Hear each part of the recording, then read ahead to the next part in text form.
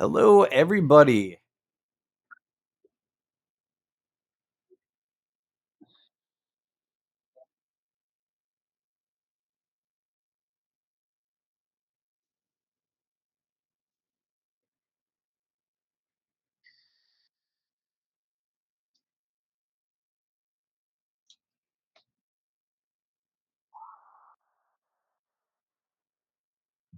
Woo! This is exciting because last week we were just kind of talking philosophically about it and introducing ourselves a little bit. You'll get to know a little bit more about us as we go through this, but we're going to start actually getting into the trenches. I'm going to go ahead and channel my inner Bob Ross.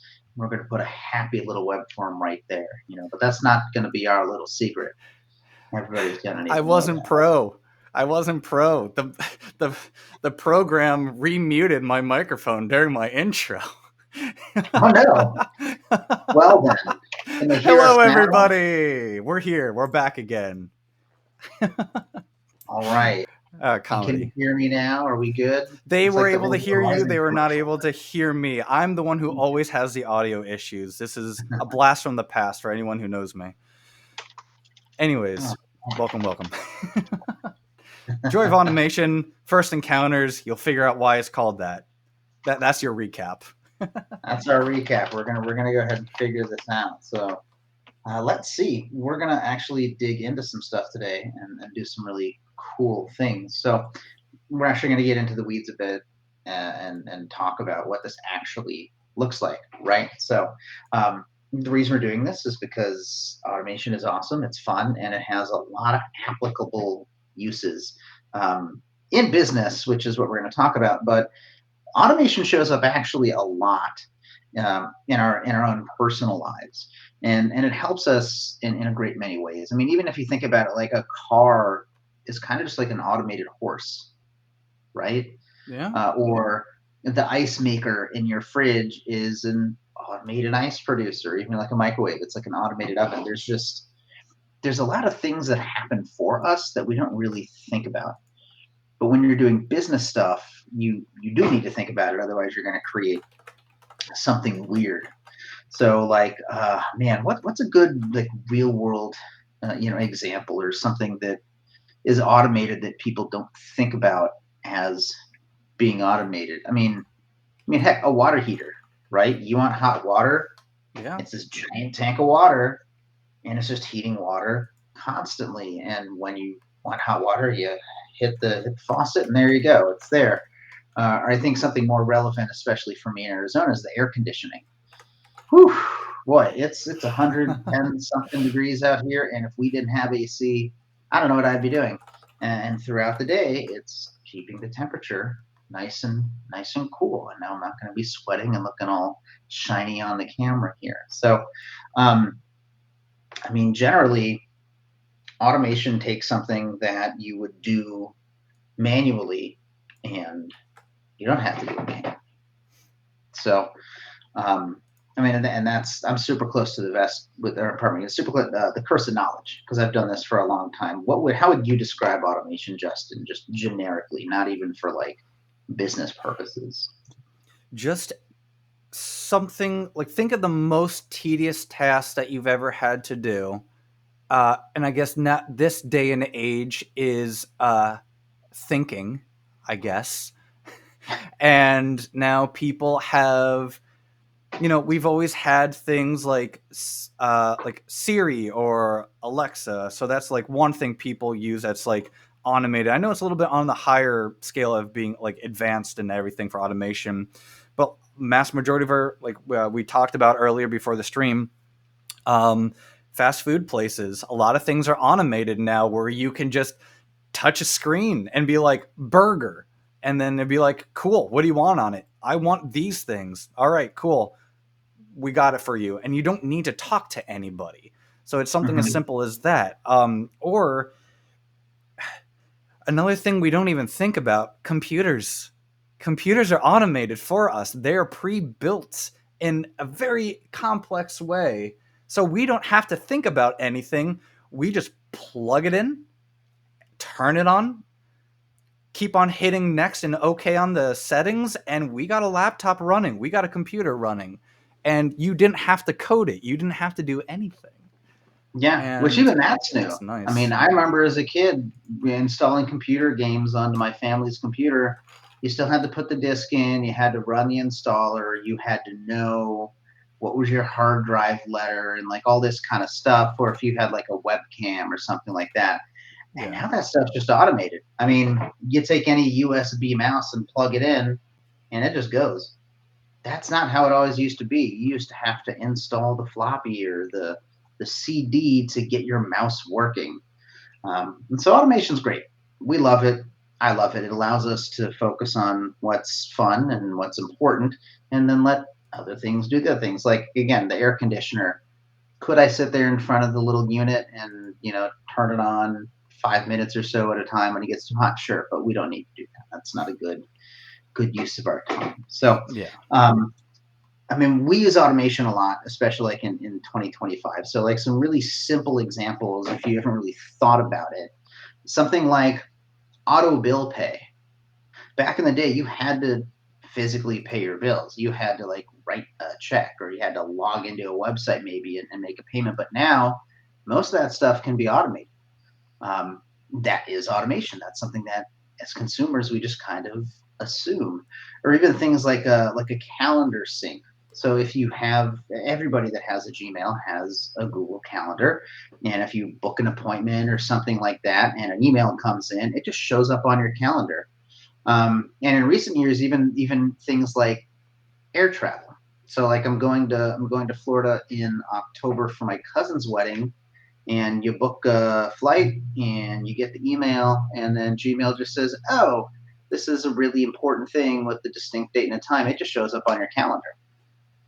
We don't have to remember, "Oh, let me go put this on my calendar." It's just like already there, which is really nice.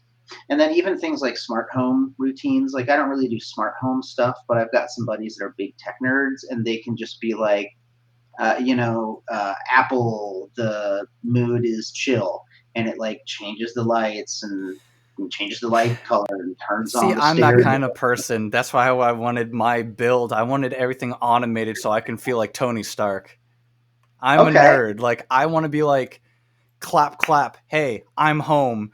And the computer boots up. I want my lights on. I want everything running. I was like, if I have a projector, I want it to start displaying like things like I want on there. Like, hey, let's start building stuff. Like, I want to get super nerdy with it. Like, and I've been trying to build things like that. I'm teaching myself coding too. So like on Python. So I'm like, I want to learn how to do this. That's cool. Hmm.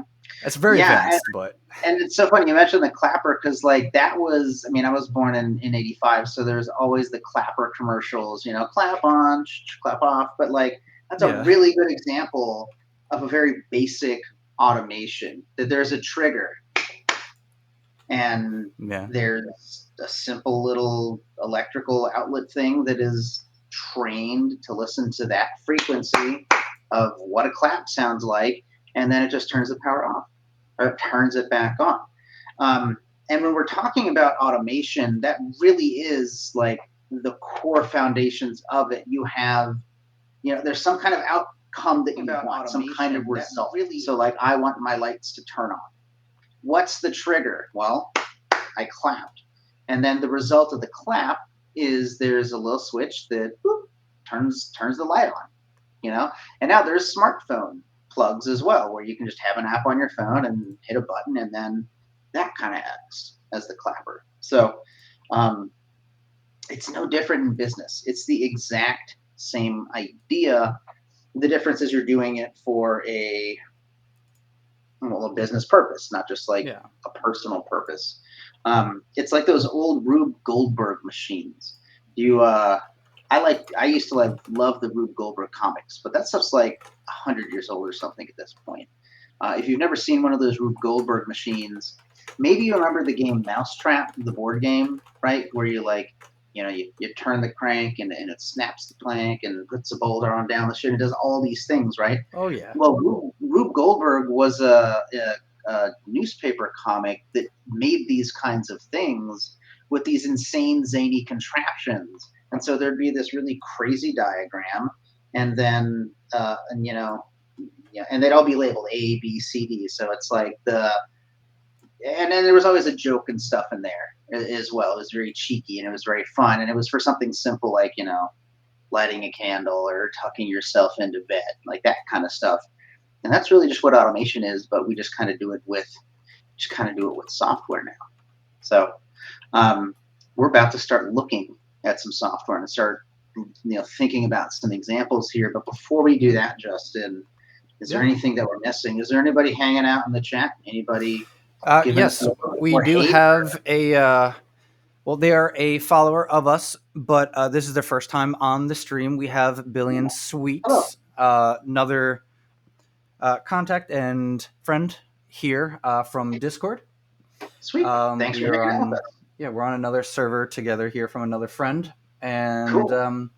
yeah, hopefully, City said she's going to try and make it back today as well, so that would be pretty cool to have our repeat back, but also really, really nice to see brand new people being able to make it, considering I know Sweets is finishing up some high grad education stuff here currently, so I know time is Cool. limited. Yeah, I remember Um, grad school. All right.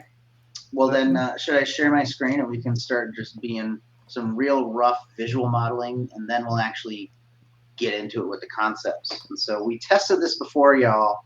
I'm going to share my screen, and hopefully it looks good on your end. So let me do this, and okay, we should be looking at like a blank Google Draw. Is that what you're seeing, Justin? Are y'all seeing yep, it in the chat? Okay, we're cool. we're looking good. Sweet.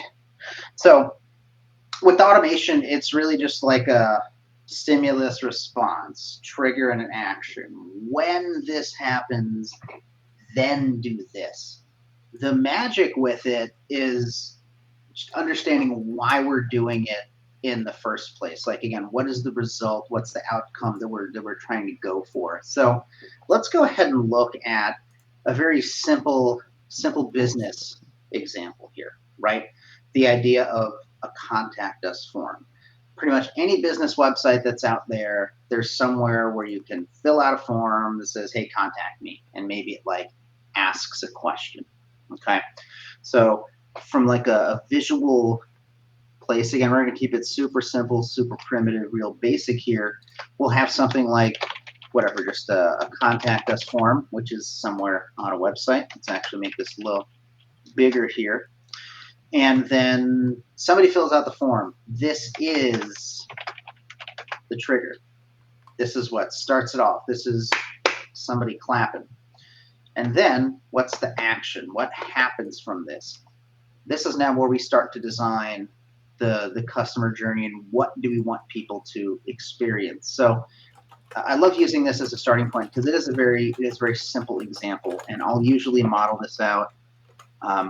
When we're building this out for clients and stuff, this whole idea, we call it a ball and a stick diagram, where the circles connect to the pathways. It just looks like almost like the Watson and Crick's DNA models, right?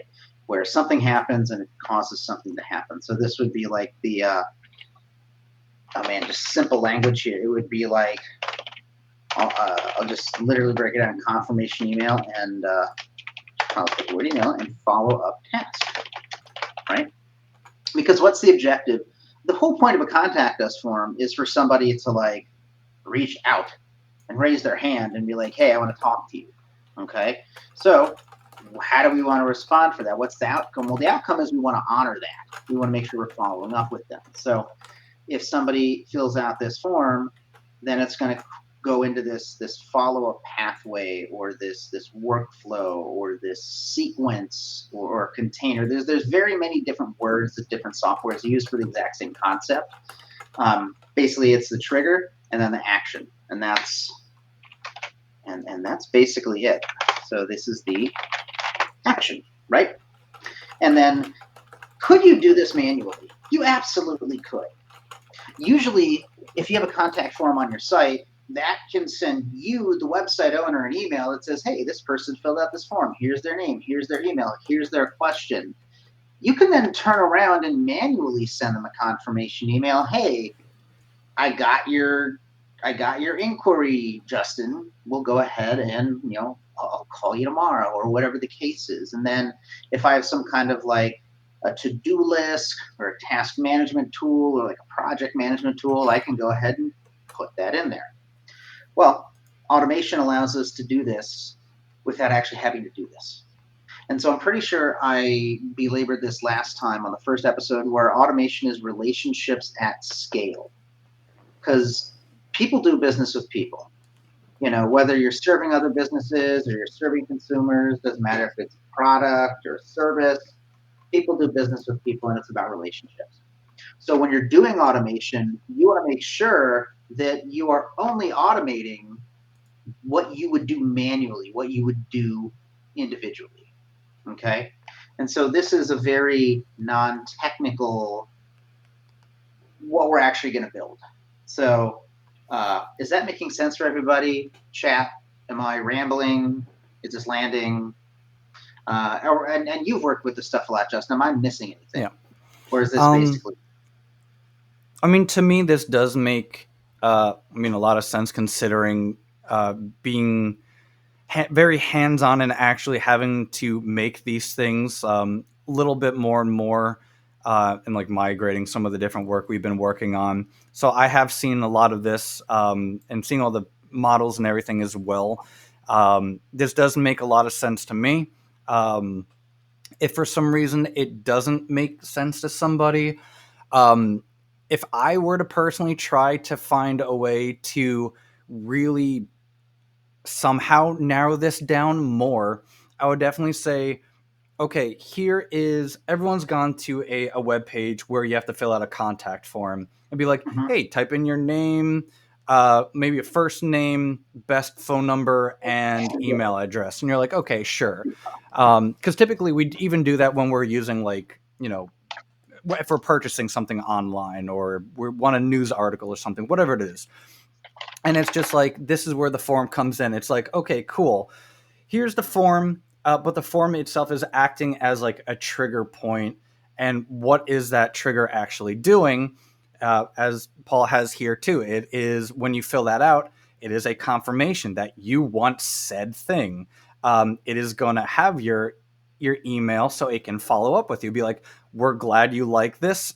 Now that we have your email, we can follow you up with other things that might be similar towards this, or maybe if we have any further updates or anything like that. But everything here, that's the beauty of automation. Everything all does the same thing. They're just tiny little snippets that make the overall function of what you're using actually work. But basically everything in automation, think of it, if you know the definition, the term of chunking, you're just taking everything by like different chunks and be like, all right, here's section A, we build this, and here's all the tiny pieces, and same thing with B, and then so on and so forth. So but everything's the same. So that's Yes. hopefully clears things up a little bit if it didn't. Yeah, and then that's a good point, that this is a form that's going to be on a page on your website, usually the Yeah. contact us page, right? Okay. Yeah. Let's go ahead and build this. Let's go ahead and actually hop into a CRM. So I've been using Keap, formerly known as Infusionsoft, since 2008.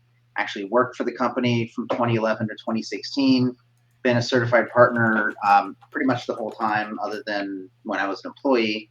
And so we use Keap to run our business. But what you're about to see, again, this strategy isn't unique to any particular piece of software. If you can create a web form somewhere and you can like send an email, then there you go. That's all that you need. But we're going to use Keap as a real life example here. So here is our blank automation canvas. And so channeling my inner Bob Ross here, we're just going to go ahead and grab a little old web form right off of our toolkit right here. And we're going to go ahead and call this the contact us form. All right. We're going to go ahead and open this up, and we're going to actually design this form. We're going to make it real simple. So I'm double clicking it to open it up.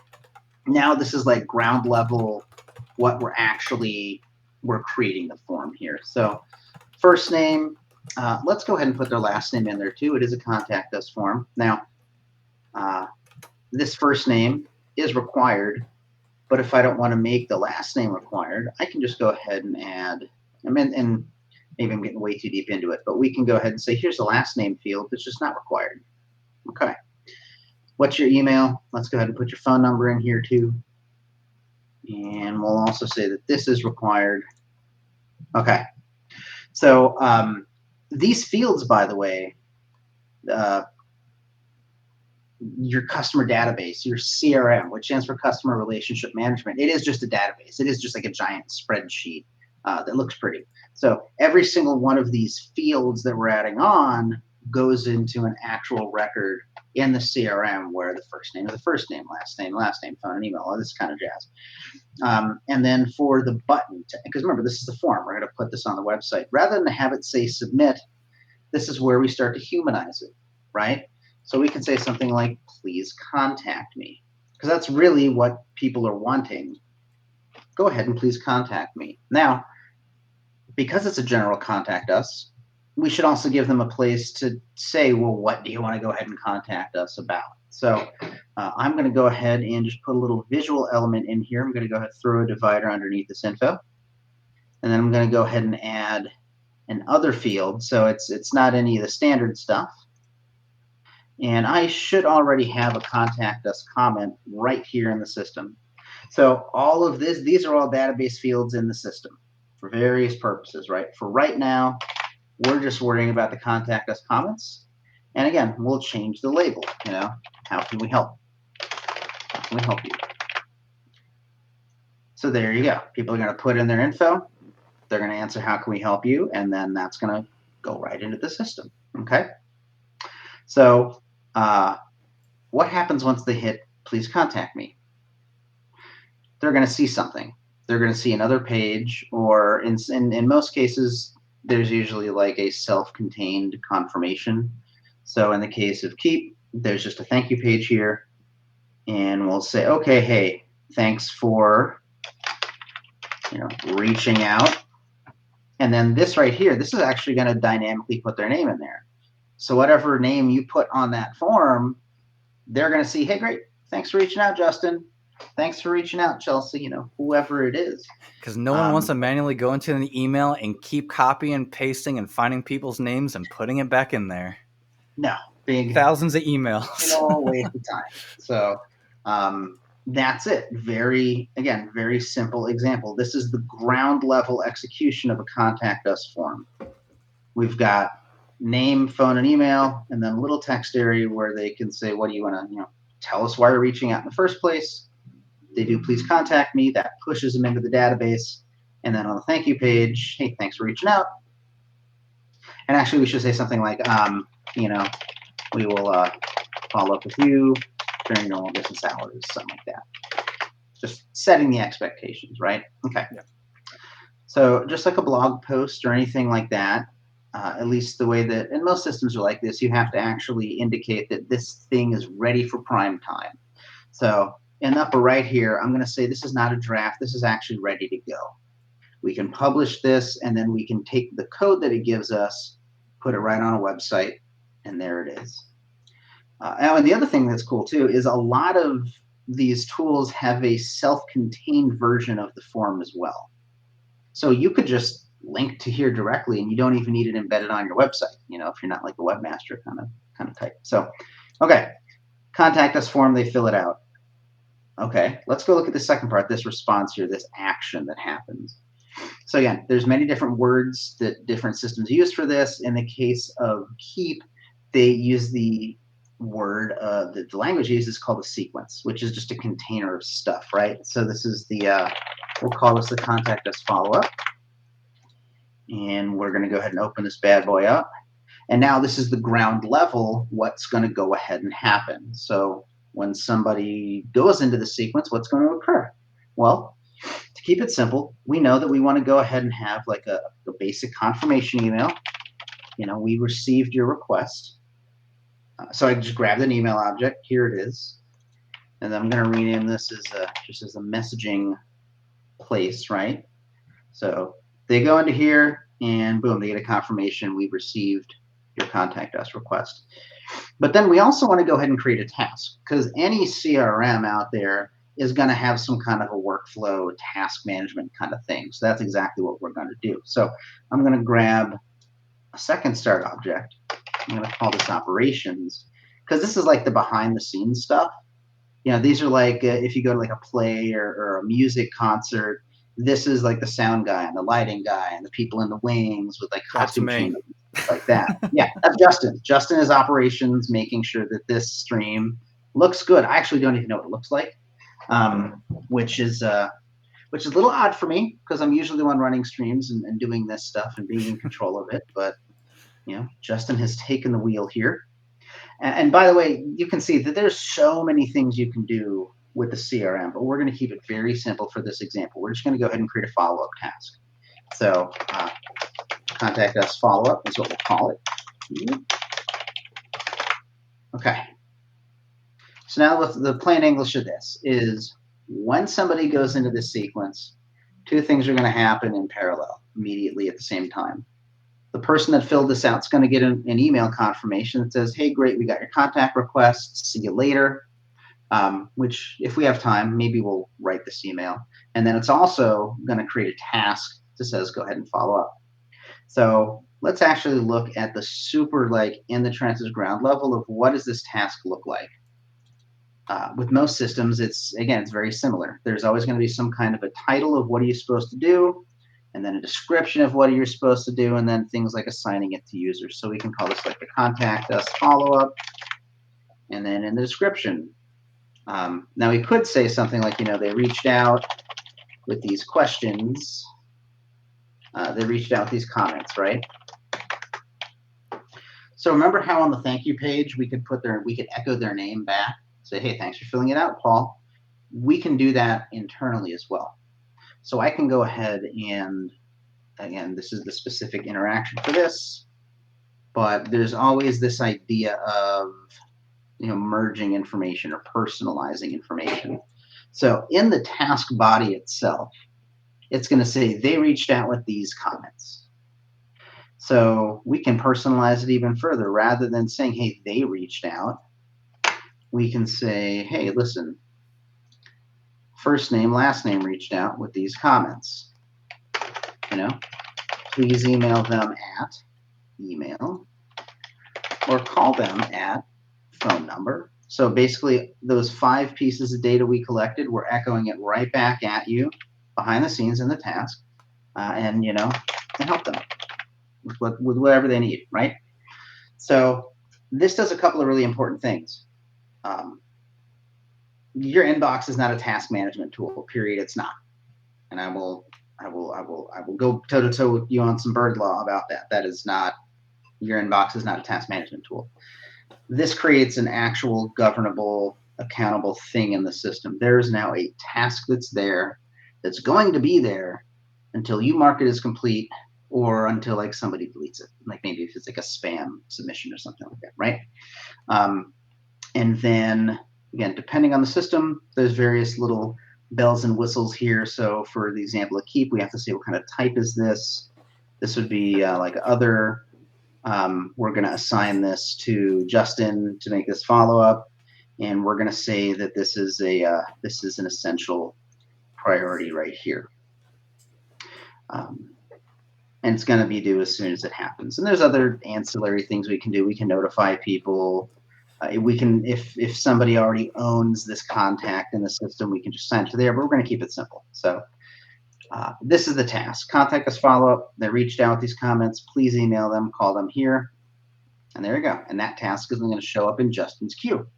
Okay. I would take a quick little second here that the giveaway has been active.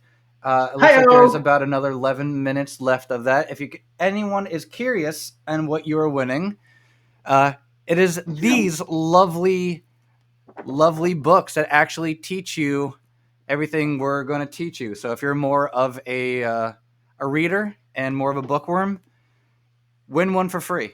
That's what the giveaway is. Type an exclamation point giveaway. If you're the only person in here, then congratulations, you win yourself a book. You did. Otherwise, you're going to have some competition. Yeah. These aren't that expensive either if you want to purchase them, but why not get one for free?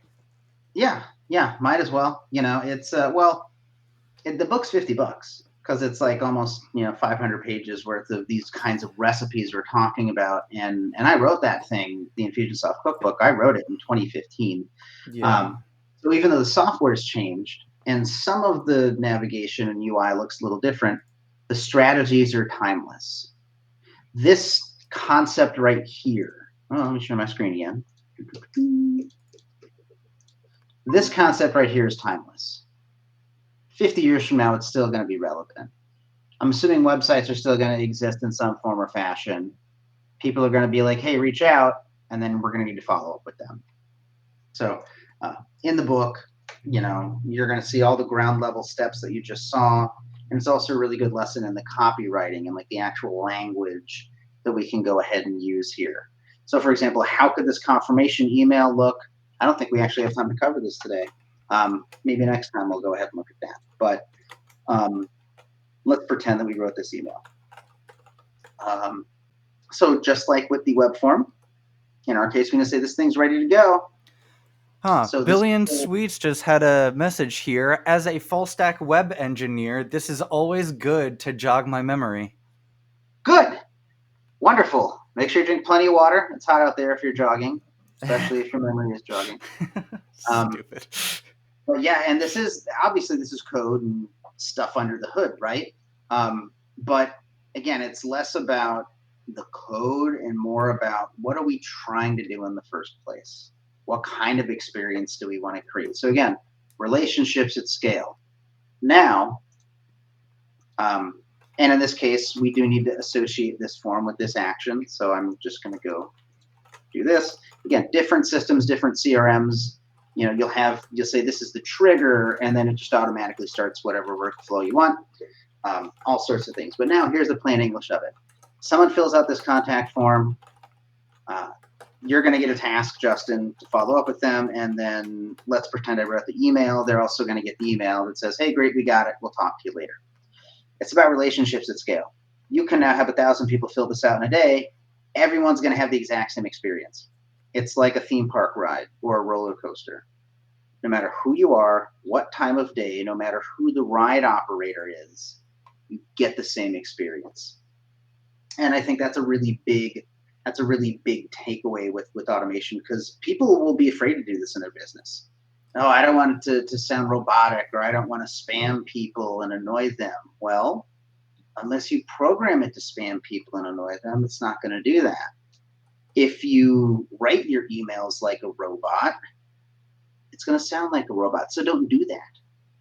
Again, we're mimicking what we would do in a real world scenario. And so in the next episode, actually not next Friday, but 2 Fridays from now, we're going to be talking about this idea of a free gift or a lead magnet, as it's often called, something that you give away for free that attracts leads to you, and we can use automation to deliver that. And not only deliver that, make sure that they actually download or watch or consume whatever the thing is that they're asking for, right?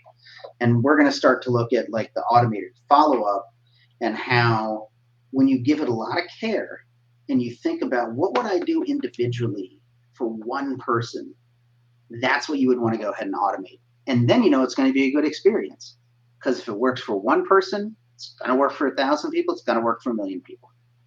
You know. Yeah. So when you're starting, especially if you're a first timer with this kind of stuff, um, I recommend starting simple and then complexifying as you go. If again, I've been running this agency for almost 10 years. It'll be 10 years next year, and I've been using the software even longer. But in my own business, we have a bunch of automations that are built out, but we did not start with that. I built some, when I started, I built the most important stuff that I needed to build first, and then I added on to it.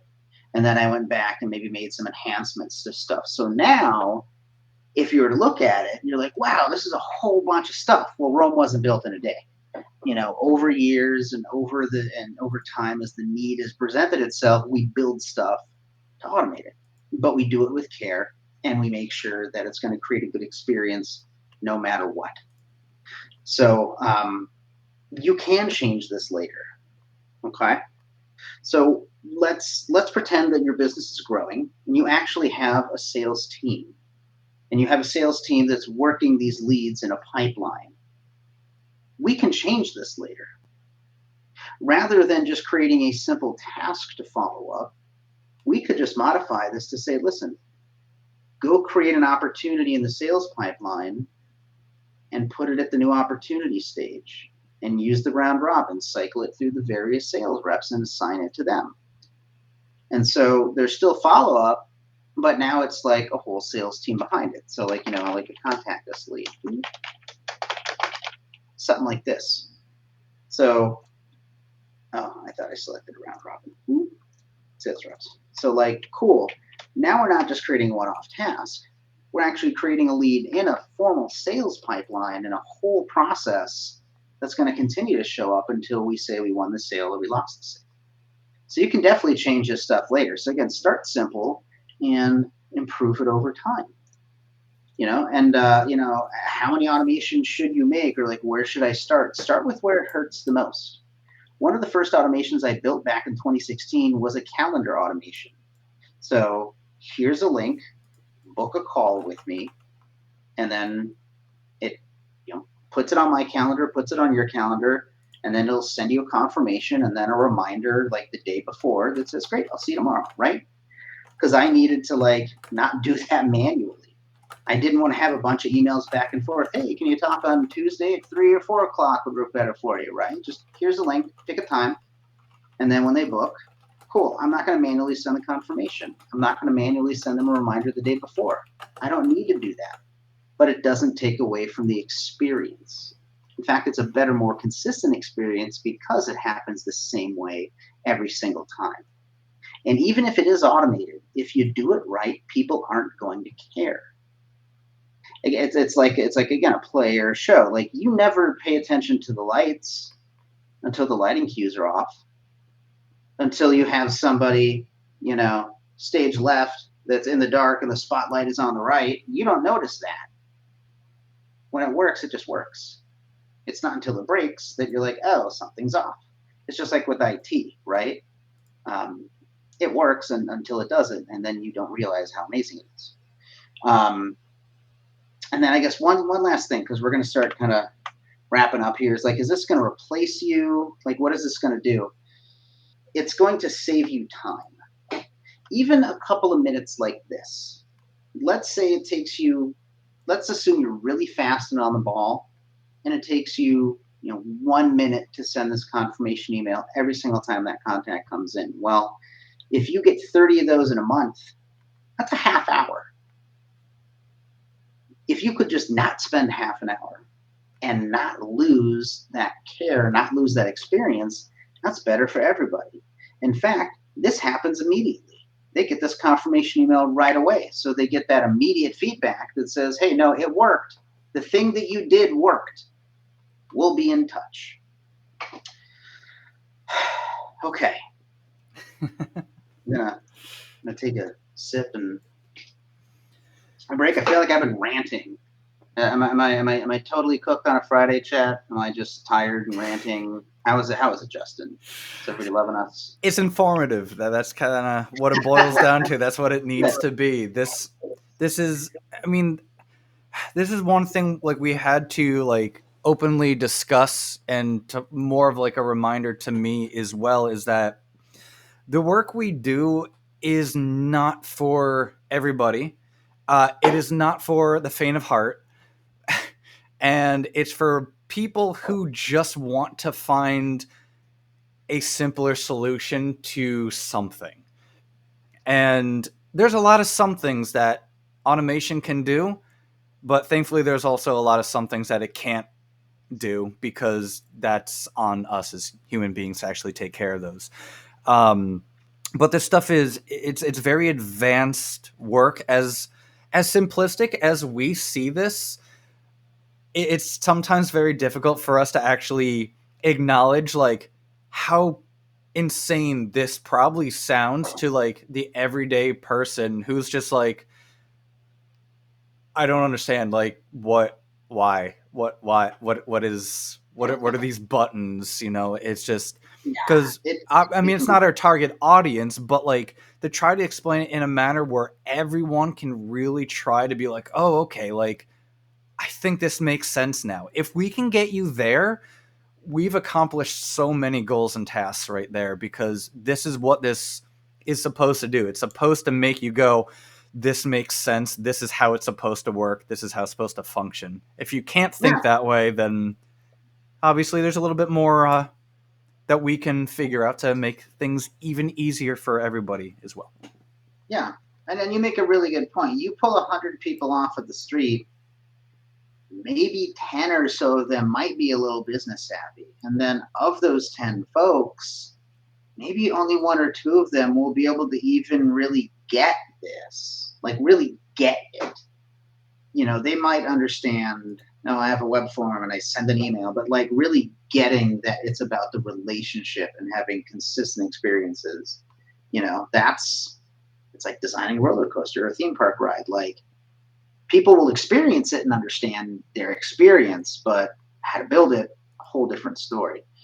And again, Yeah. this is a very simple example here, but then that's why I want to start this with this example, because there's so much more that you can do. This is literally just the beginning. Because yes, automation, it is a very technical thing, but it's actually a very creative thing as well. Even things just like the creativity of like, fine, we functionally have this form, but just like even the language, how can we help you? Humanizing it, changing the button to say, hey, please contact me. Or if somebody wants a free gift, hey, send me the goods. That's something that I'll usually say in that case. Um, it's about humanizing it. It doesn't have to sound like a robot unless you program it to be like a robot. And then over time, you can get, uh, way more advanced. So, like, let me just give you like one simple example here. Um, what if somebody fills out this form, but they're already a paying customer? What if they've already worked with you in the past? We can have a different experience. So, for example, to keep it simple, I'm gonna just duplicate this little guy that we made here, and this is gonna be contact follow up for existing customers, right? And maybe the email is the same, but then the task is like existing customer contact follow up. You know, Yeah. Also wish in the comments, and then maybe we say this is actually a critical priority. Because if I only have time to follow up with two people and one of them is an existing customer, well, I'm going to follow up with the existing customer. It's much easier to, if you want to make more money, there's literally only three things you could ever do. You can charge more, you can get new customers, or you can sell more to existing customers. And guess which one's easiest? To sell to existing customers. And so maybe the confirmation email looks a little different, right? Um, and then the logic of this would be, again, there's many ways to do it, but in the case of Keap, if you take a goal, a when this happens, then do this.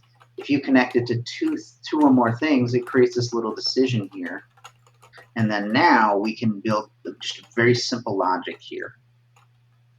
Okay, so remember, this is all database driven.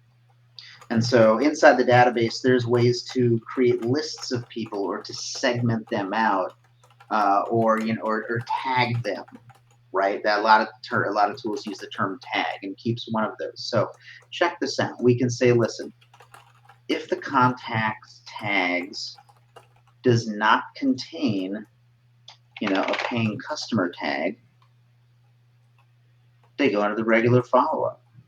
But if the contacts tag does contain paying, then we know they're an existing customer. Now, this assumes a bunch of things. The first thing it assumes is that somewhere else in your system, when somebody pays you money, you're tagging them as a customer, right? So I'm doing a little bit of hand waving here. Yeah. But there you go. Now this is looking at like conditional logic for stuff. So now this is how we can segment. Someone fills out the form, it's the difference between you're a complete stranger and hey, I know you. Um, it's like when you get a phone call from somebody. If you don't know the number, you're going to pick up, hey, what's going on? And if it's a stranger, okay, you're going to talk a little different. If they pick up and they're like, hey, Hey, what's up, Paul? It's Justin. Hey, it's my new cell phone number. Oh, cool. What's up? It's a totally different conversation, right? Relationships at scale. That's the kind of stuff that we can do. So it is very creative, but you have to be creative from the customer experience and the customer journey standpoint of things. So um, let's see how we doing. We're actually doing we're doing great on time. Justin's been doing a wonderful job of being the production manager of this and planning out these episodes and coming up with the general sequences and the segments of stuff we're going to talk about. So that's why I'm always looking over here because I got my second screen looking at our show notes here. But let's go ahead. I'm going to stop sharing my screen. Let's open the floor up for like some Q&A or some free chats. Anybody that's got questions, anything that's been coming up. I don't know. I know it's While we Friday. are waiting for any comments, I have one in particular. Sweets, I am sending you a personal message on Discord right now as well. Due to the raffle, everything was set up. I did multiple tests, but like automation do, sometimes when it's not a professional website, sometimes it does break. So, my back door, I do have multiple ways of making sure you do get this book. This one, remind you, I will be reaching out to you to make sure we still get that book to you.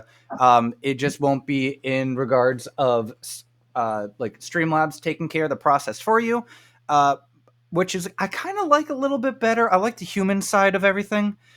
I like being able to actually like be like, hey, if you have like a PO box or something, like cool. Or if it's like a tiny little submission we can send to Paul's way, and then he can be like, cool, easy, got it, just ship book. Like here you go. Yeah, that's pretty much it. I just need the address, and I'll just go on Amazon and buy Once the book. again, we do keep everything extremely private. No information will get leaked because we are professionals and we know how to make sure that stuff doesn't happen. Yep. But I am sorry that Streamlabs had a stroke.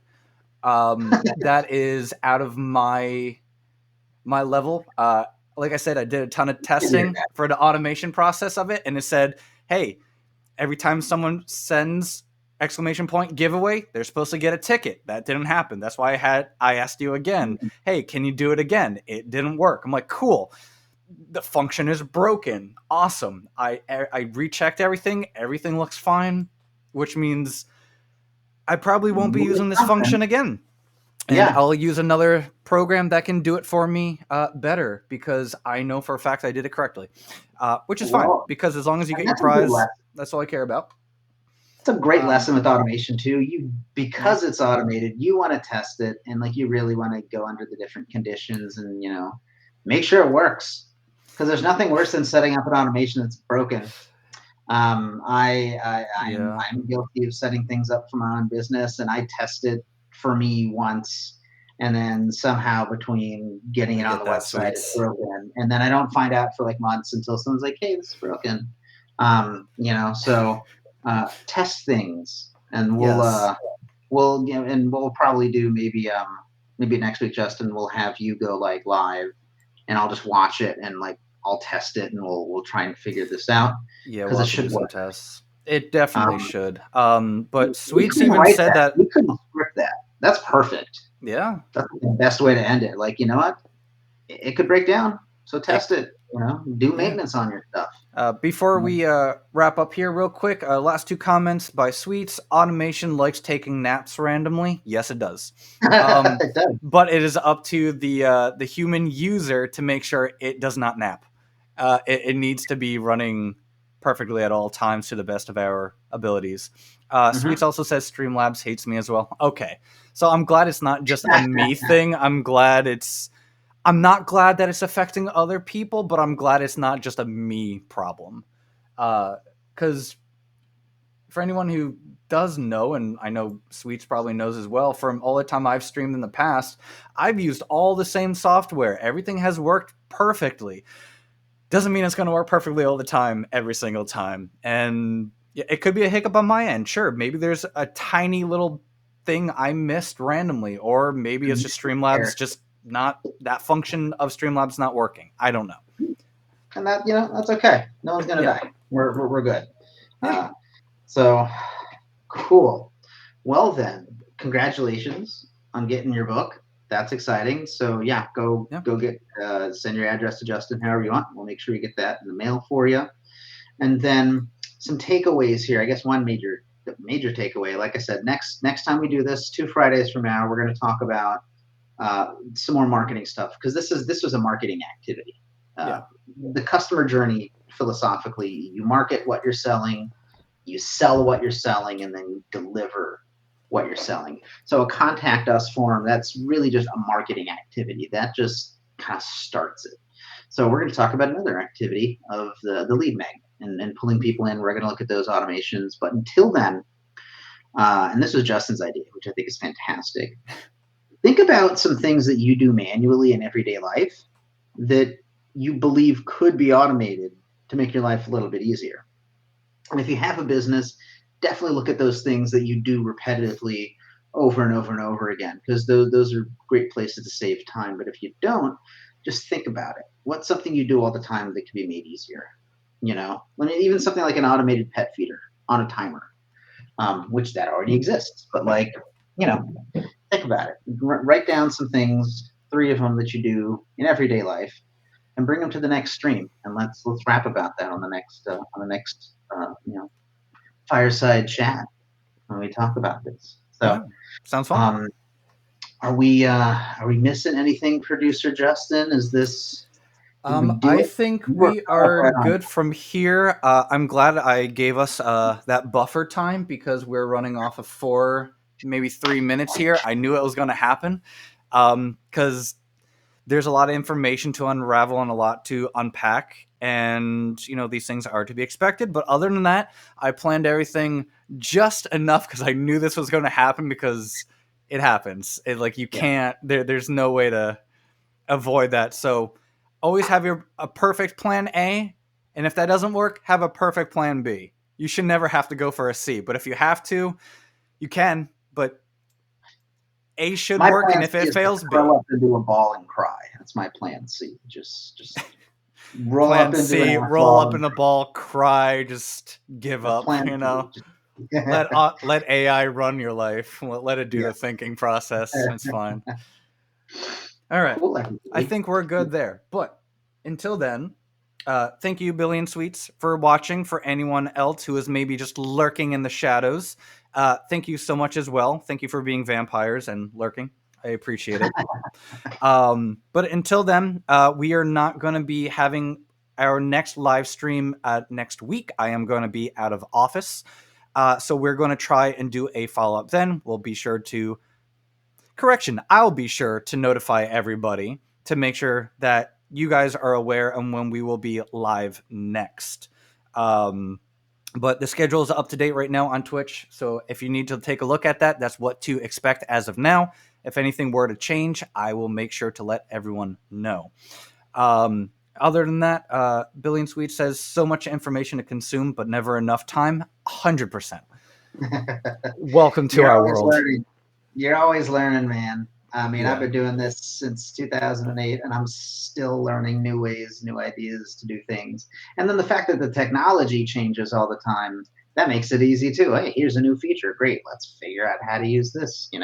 Absolutely. There was a time where you couldn't send automated text messages. And then a few years ago, guess what? We can now be sending automated text messages. So that changed up the game.